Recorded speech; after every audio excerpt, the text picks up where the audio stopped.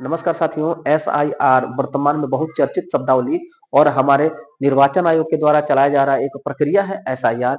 इस वीडियो में हम लोग एसआईआर से रिलेटेड जितने भी ज्ञान हो सकते हैं सबको बटोरेंगे और एसआईआर का फॉर्म कैसे फिल किया जाए, सावधानी पूर्वक क्या उसमें कठिनाई आ रही है, उन सबको कवर करने के साथ साथ हम साथियों एसआईआर क्या होता है इसको डिस्कस करेंगे। एसआईआर का शेड्यूल कब तक है, कि प्रिंटिंग का फेज क्या था, इनुमरेशन का फेज क्या था, ऑब्जेक्शन का फेज और फाइनल इलेक्टोरल रोल तैयार होने का डेट क्या है हमारे उत्तर प्रदेश में, और एसआईआर है क्या, कौन करा रहा है एसआईआर का प्रोग्रेस, और एसआईआर का हिस्ट्री क्या है, क्या पहली बार हो रहा है एसआईआर। इसके अलावा साथियों कैसे भरा जाएगा जो फॉर्म आपको मिला हुआ है, इन्यूमरेशन फॉर्म जिसको हिंदी में प्रगणना पत्र कहा जाता है, उसको कैसे भरा जाएगा इसको हम लोग करेंगे। और वहां सबसे ज्यादा दिक्कत कठिनाई जो आ रही है ये नीचे के दो कॉलम में, इसको भी हम बारीकी से देखेंगे समझेंगे। इसके अलावा साथियों जो हमारे देश के 18 वर्ष की आयु पूरी कर चुके युवा हैं उनके मन में जो दुविधा उठ रहा है कि हम इस एसआईआर फॉर्म को भरेंगे कि नहीं, उस पर हम बात करेंगे। उनका एज काउंटिंग कब से होगा, उनका मतदाता सूची में नाम कैसे एंट्री होगा और किस डेट से उनको काउंट किया जाएगा, इस पर हम बात करेंगे। उसके बाद साथियों सबसे जरूरी चीज कि अगर हमें एसआईआर का जो प्रगणना फॉर्म है वो नहीं मिला है तो हमको क्या करना है, और अगर मिल गया है और 2003 के मतदाता सूची में हमारा नाम नहीं है तब क्या करना है, इन सभी सवाल के जवाब हम इस वीडियो में कलेक्ट करने का प्रयास करेंगे। तो आइए जल्दी से शुरू करते हैं साथियों। एसआईआर का फुल फॉर्म है special intensive revision. SIR Hindi होगा इसका विशेष गहन पुनरीक्षण। 2025-26 एसआईआर वर्तमान में हो रहा है। इससे पूर्व में 2002-3 में हमारे देश में और उत्तर प्रदेश में एसआईआर हुआ था। एसआईआर क्या है साथियों, एसआईआर हमारे निर्वाचन आयोग के द्वारा चलाया जाने वाला एक विशेष प्रक्रिया है जिसका डेट आपके सामने ये दिखाई दे रहा है, जिसमें साथियों 28 अक्टूबर से 3 नवंबर तक, 28 अक्टूबर से 3 नवंबर 2025 तक इसका एसआईआर का जो एनुमरेशन फॉर्म है उसको प्रिंटिंग और प्रशिक्षण का कार्य था। जो बीएलओ की ट्रेनिंग थी और इसके प्रिंटिंग का कार्य चला है 28 अक्टूबर से 3 नवंबर तक। वर्तमान जो फेज चल रहा है ये house to house enumeration phase है, जिसमें घर घर जाकर के बीएलओ आपको 2 प्रति में प्रगणना फॉर्म दे रहे हैं। इसका डेट है साथियों 4 नवंबर से ये शुरू हुआ है और 4 दिसंबर लास्ट डेट है। इनुमरेशन फॉर्म को भरने का लास्ट डेट 4 दिसंबर है। इसके बाद साथियों इसका ड्राफ्ट जो इलेक्टोरल रोल जो पब्लिश होगा वो 9 दिसंबर को पब्लिश होगा। 9 दिसंबर को ड्राफ्ट एक पब्लिश होगा। उसके बाद आपसे क्लेम और ऑब्जेक्शन मांगा जाएगा। क्लेम और ऑब्जेक्शन का पीरियड है वो 9 दिसंबर 2025 से 8 जनवरी 2026 तक। इस दौरान आपसे आपत्ति मांगी जाएगी निर्वाचन आयोग के द्वारा। इसके बाद नोटिस फेज होगा। नोटिस फेज में आपके घर अगर कोई फॉर्म भरने में आपने गड़बड़ी कर दी, गलती हो गया या छूट गया किन्हीं कारणों से, तो आपके पास एक नोटिस आएगा जिसमें आपकी हियरिंग और वेरिफिकेशन होगा, जिसमें आपको अपना पक्ष रखने के लिए मौका दिया जाएगा, आपकी सुनवाई होगी और सत्यापन किया जाएगा। सत्यापन और सुनवाई का जो टाइमिंग है वो 9 दिसंबर 2025 से 21 जनवरी 2026 तक है। ये सभी प्रक्रिया पूर्ण होने के बाद 7 फरवरी 2026 को हम सभी के मध्य एक नया हमारे देश का प्रदेश का मतदाता सूची बनकर के तैयार हो जाएगा। एसआईआर क्या है? एसआईआर साथियों निर्वाचन आयोग द्वारा मतदाता सूची को अधिक सटीक और अद्यतन करने के लिए एक विशेष प्रक्रिया है। निर्वाचन आयोग के द्वारा चलाया जाने वाला एक विशेष प्रक्रिया है जिसमें जो मतदाता सूची होता है उसको अपडेट किया जाता है, अप टू डेट किया जाता है। साथ ही साथ साथियों इसको और अधिक सटीक किया जाता है जिसमें मतदाताओं का डेटा और भी ज्यादा कलेक्ट किया जा सके। जैसे साथियों एक एग्जांपल से आपको समझाते हैं। मान लीजिए एक व्यक्ति है जो अपने गांव में रहता है और वो दिल्ली में भी जाकर के जॉब करता है, तो आप देखे होंगे आपके आसपास कोई न कोई ऐसा होगा जो अपने गांव में भी मतदाता है और दिल्ली के मतदाता सूची में भी उसका नाम है, या फिर कोई गांव में है उसका मुंबई या चेन्नई के मतदाता सूची में भी नाम है। तो आप सोचिए कि एक व्यक्ति है उसका नाम 2 जगह है, तो यानी कि 2 जगह है तो 2 जगह वो काउंट हो रहा है, तो देश के हमारे मतदाता सूची में उसका नाम 2 बार आ रहा है। और यही कारण है कि हम जब इलेक्शन होता है तो देखते हैं कि हमारे यहाँ 60% वोट पड़ा, 62% वोट पड़ा। क्या आप कभी सोचे हैं कि 90%, 95%, 100% वोट क्यों नहीं पड़ता? हम मानते हैं कि हमारे गांव से कुछ प्रवासी शहरों में गए रहते हैं, वापस इलेक्शन के टाइम नहीं आते, लेकिन फिर भी बहुत बड़ा कारण ये होता है कि मतदाता सूची में एक ही व्यक्ति का कई जगह नाम होता है।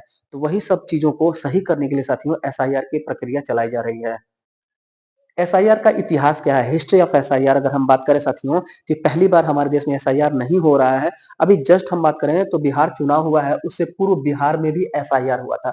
2025 में बिहार में एसआईआर का कार्य पूरा हो चुका है। आपको बिहार का इलेक्शन कमीशन की वेबसाइट से नया 2025 का मतदाता सूची मिल जाएगा साथियों। और हमारे देश में 2002 और 3 में उत्तर प्रदेश समेत पूरे भारत में एसआईआर हुआ था। लास्ट टाइम एसआईआर 2002-3 में हुआ था। इसी नाते आपसे 2003 के मतदाता सूची को मांगा जा रहा है और उसी मतदाता सूची से अपने नए प्रगणना पत्र को भरना है साथियों। तीसरी बात है कि वर्तमान में कुल 12 राज्यों में यह प्रगति पर है। निर्वाचन आयोग वर्तमान में 12 राज्य, उसी में केंद्र शासित राज्य हैं, उन सभी में एसआईआर फॉर्म भरने का कार्यवाही चल रहा है।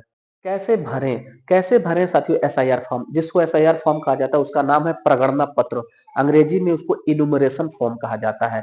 इनुमरेशन फॉर्म आपको बीएलओ द्वारा दिया गया होगा। अगर नहीं दिया गया है साथियों, निर्वाचन आयोग का कहना है कि 99% जो फॉर्म है वो डिस्ट्रीब्यूट हो चुका है। 1% फॉर्म अभी डिस्ट्रीब्यूट नहीं हुआ है, वो भी डिस्ट्रीब्यूट हो जाएगा। तो अगर आपको नहीं मिला है तो आप अपने बीएलओ से संपर्क करके ले सकते हैं। ये फॉर्म साथियों 2 प्रति में मिल रहा है। इस फॉर्म को आप देखेंगे तो यहाँ पर साथियों एक क्यूआर कोड है और यहाँ पर आपकी फोटो है, फोटो, और यहाँ पर स्पेस दिया गया। इस स्पेस में आपको नवीनतम फोटो लगाना है। ये आपका पूर्व का फोटो होगा। यहाँ पर नवीनतम फोटो आपको चस्पा करना है। ध्यान रहे, अगर आप चश्मा पहनने वाले हैं तो चश्मा उतार करके फोटो खिंचवा करके उस फोटो को पेस्ट करिएगा। और पासपोर्ट साइज का फोटो होगा और एकदम साथियों सामने देखते हुए पासपोर्ट साइज फोटो होना चाहिए। दोनों कान आपका दिखना चाहिए फोटो में। यहाँ पर आपका पहले से ही भरा गया 2003 मतदाता सूची में आपका जो नाम है वो सब भरा होगा। इलेक्टोरल का नाम भरा होगा, जो मतदाता है उसका पता भरा होगा, ईपिक नंबर भरा होगा, उसका विधानसभा क्षेत्र और उसका मतदाता जो बूथ संख्या होता है वो भरा गया होगा। यहाँ से आपको डेटा भरना है। ध्यान रहे, यहाँ पर नीचे साइन भी करना है, सिग्नेचर कर देना है और सबसे लास्ट में बीएलओ वहां पर सिग्नेचर करेंगे। यहाँ पर साथियों यहाँ से लेकर के यहाँ तक सिंपल चीज है। डेट ऑफ बर्थ भरना है, आप डेट ऑफ बर्थ भर लेंगे। आधार नंबर भरना है, ये ऑप्शनल है, वैकल्पिक है, भरना चाहे तो भर सकते हैं, नहीं तो छोड़ देंगे। मोबाइल नंबर यहाँ भरना है। फादर्स नेम या गार्जियन नेम भरना है। उसके बाद फादर्स नेम या गार्जियन का साथियों आपको ईपिक नंबर भरना है। ईपिक नंबर क्या होता है? मतदाता जो होते हैं, वोटर जो होते हैं, उनका एक वोटर आईडी होता है। वोटर आईडी कार्ड को ही ईपिक कार्ड कहा जाता है। उसी पे जो नंबर होता है उसको ईपिक नंबर कहा जाता है साथियों। इपिक नंबर भी मैंडेटरी नहीं है साथियों, अगर अवेलेबल है तो भरिए। उसके बाद माता का नाम, फिर माता का इपिक नंबर अगर अवेलेबल हो तो भरिए, ये मैंडेटरी नहीं है साथियों। उसके बाद स्पाउस नेम, अगर शादी विवाह आपका हो चुका है तो पति है तो पत्नी का नाम, और पत्नी है तो पति का नाम यहाँ पे भरना है। उसके बाद से फिर इपिक नंबर अवेलेबल अगर है तो भरिए, मैंडेटरी नहीं है। यहाँ जो है साथियों ये जो कॉलम है ये महत्वपूर्ण है। ये कॉलम उनको भरना है जिनका 2003 के मतदाता सूची में नाम अंकित है, वो इसको भरेंगे। जिनका नाम मतदाता सूची में 2003 वाले जो लास्ट टाइम एसआईआर हुआ था उसमें अगर नाम है तो इसको भरेंगे, इसको छोड़ देंगे। लेकिन अगर नाम नहीं है तब इसको भरेंगे। कैसे भरेंगे तो साथियों यहाँ पर आपने डिटेल भरा लेकिन अपना नाम यहाँ नहीं भरे हैं। क्यों नहीं भरे हैं? क्योंकि आपका नाम यहाँ पे ऑलरेडी भरा गया है। यहाँ पर फोटो आपका है, यहाँ पर नया फोटो लगाना है। यहाँ पर आपके फादर का नाम, मदर का नाम, स्पाउस का नेम और डेट ऑफ बर्थ और आधार नंबर भरना था, मोबाइल नंबर भरना था। आपका नाम 2003 के मतदाता सूची में नहीं है। आप जो है 1995, 96, 97, 98 में जन्म लिए हैं और 2003 में आप 18 साल के नहीं थे, तो जाहिर सी बात है 2003 के मतदाता सूची में आपका नाम नहीं होगा। तो जिनका नाम नहीं है वो इस फॉर्म को भरेंगे। किसका भरेंगे इसमें तब? तो इसमें डिटेल भरेंगे साथियों अपने पिताजी का, लड़की हो या लड़के हो। अगर विवाह हो चुका है और कोई महिला है तो वो क्या करेंगे, अपने फादर का, जहां उनका मायके है वहां से अपने फादर का जो मतदाता सूची है वहां से इपिक नंबर मंगा लेंगे, बूथ संख्या मंगा लेंगे और विधानसभा का नाम मंगा लेंगे, विधानसभा संख्या और जिले का नाम, राज्य का नाम, वही सब भरना रहेगा साथियों।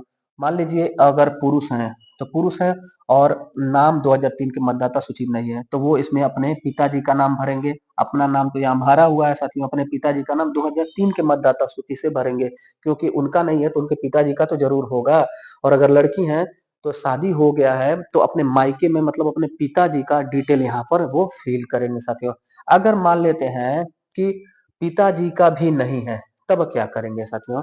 जब पिताजी का भी डिटेल नहीं है तब आपको आपको 12 प्रकार के 12 प्रकार के, 12 नहीं साथियों 13 प्रकार, शुरू में 12 था, अभी 13 प्रकार के सूचीबद्ध प्रमाण पत्रों को प्रस्तुत करने के लिए कहा गया है। मान लेते हैं हमारे पिताजी का भी नाम नहीं है 2003 के मतदाता सूची में, हमारा भी नाम नहीं है, हमारे दादाजी का भी नाम नहीं है, माताजी का नाम नहीं है, नाना नानी किसी का नाम नहीं है। तो 13 प्रकार के सूचीबद्ध प्रमाण पत्र निर्वाचन आयोग ने बताया है, ये प्रमाण पत्र है। इन प्रमाण पत्रों को प्रस्तुत करने के बाद भी आप फॉर्म भर सकते हैं। तो देखिएगा साथियों, यहाँ पर फॉर्म को हम लोग देख रहे थे। या फॉर्म में आप नेम भरेंगे अपने पापा का, फादर का, उसके बाद इपिक नंबर अगर अवेलेबल हो तो भर देंगे, रिलेशन यहाँ लिख देंगे, सन या डॉटर, रिलेशनशिप लिख देंगे, रिलेटिव्स नेम लिखेंगे और रिलेशनशिप लिखेंगे, फिर जिला और फिर यहाँ पर राज्य है और यहाँ पर विधानसभा का नाम है, फिर यहाँ पर विधानसभा का नंबर, जैसे हम लोग का विधानसभा नंबर 317 है, भर देंगे। पार्ट नंबर साथियों, जहाँ बूथ संख्या होता है वही पार्ट नंबर होता है और सीरियल नंबर ये भरा जाएगा। ये साथियों इधर का कॉलम है और ये इधर का कॉलम है। ये कॉलम 2003 मतदाता सूची नाम होने पे भरेंगे, नहीं होने पर ये भरेंगे, लास्ट में सिग्नेचर कर देंगे, फॉर्म कंप्लीट हो जाएगा। सावधानी पूर्वक फॉर्म भरेंगे साथियों, ये फॉर्म भरना अनिवार्य है। 2025-26 का फॉर्म आप भरे रहेंगे, तभी भविष्य में 10 साल, 20 साल, 25 साल बाद फिर से अगर यह एसआईआर हो रहा है तो आपके बच्चे आप पर आरोप ना लगाएं कि हमारे फादर ने, हमारे पूर्वजों ने फॉर्म नहीं भरा था, वो मिस कर गए थे। नए मतदाता क्या करें? साथियों, नए मतदाता हैं उनको चिंता करने की कोई जरूरत नहीं, इस कार्यक्रम में आपको सम्मिलित ही नहीं होना। ये कार्यक्रम जब पूरा हो जा रहा है, फाइनल जो मतदाता सूची है बन के अपडेट हो जाएगा, तो आपके पास बीएलओ पहुंचेंगे, आप फॉर्म 6 भर के बीएलओ को दे दीजिएगा, आपका मतदाता सूची में नाम ऐड हो जाएगा। फॉर्म 6 क्या होता है, इस पर भी हम थोड़ा बात कर लें साथियों। फॉर्म 6 साथियों नए मतदाताओं को जोड़ने के लिए भरा जाता है। नए मतदाताओं को जोड़ने के लिए ये बीएलओ का रिस्पॉन्सिबिलिटी होता है साथियों। नए मतदाताओं का नाम जोड़ने के लिए फॉर्म 6 निर्वाचन आयोग का भरा जाता है। आप 18 साल की आयु पूरी कर चुके हैं तो आपका नाम ऐड होगा, ये स्वाभाविक चीज है। फॉर्म 7 भरा जाता है किसी का नाम निरस्त करने के लिए। निरस्त भी होता है, हाँ बिल्कुल होगा। अगर किसी की डेथ हो रही है तो जाहिर सी बात है उसका नाम निरस्त होगा। अगर कोई कन्या है, विवाहित हो गई है, महिला हो गई है, शादी विवाह हो गया है दूसरे गांव में, तो जाहिर सी बात है जिस गांव में उनका मायके है वहां से नाम कटेगा और नए जगह पर उनका नाम जुड़ेगा, तो उनका भी तो निरस्त करना है। और तीसरा साथियों डुप्लीकेट एंट्री रहता है, बहुत लोगों का एक ही मतदाता सूची में गलती से 2 बार 3 बार नाम हो जाता है, तो उसको भी फॉर्म 7 भर के निरस्त किया जाता है। फॉर्म 8 होता है साथियों संशोधन के लिए। आपका जो मतदाता सूची है उसमें नाम गलत है, पिताजी का नाम गलत है, जन्म तिथि गलत है, कुछ भी अगर करेक्शन कराना है, संशोधन कराना है, तो उसके लिए फॉर्म 8 भरा जाता है। ये 3 फॉर्म को आप जरूर याद रखिएगा देश के नागरिक होने के नाते। साथियों यह था एसआईआर रिलेटेड वीडियो। कैसा लगा वीडियो, फीडबैक जरूर दीजिएगा। अगर कोई क्वेरी आपके मन मस्तिष्क में हो तो अवश्य कमेंट में पूछिएगा साथियों। बाकी ऐसे ही अपने चैनल पर बने रहिए, ज्ञान बढ़ाइए। मिलते हैं फिर अगले वीडियो क्लास में, तब तक के लिए धन्यवाद। जय हिंद।